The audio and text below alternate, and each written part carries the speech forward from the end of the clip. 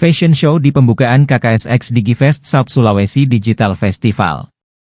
Penjabat Gubernur Sulawesi Selatan, Profesor Zudan Arif Fakrullah dan penjabat Ketua TPPKK Sulawesi Selatan, Nunik Trianti Zudan, membuka karya kreatif Sulawesi Selatan, KKSX Digifest South Sulawesi Digital Festival di Trans Studio Mall, TSM, Makassar, Rabu malam, 26 Juni 2024.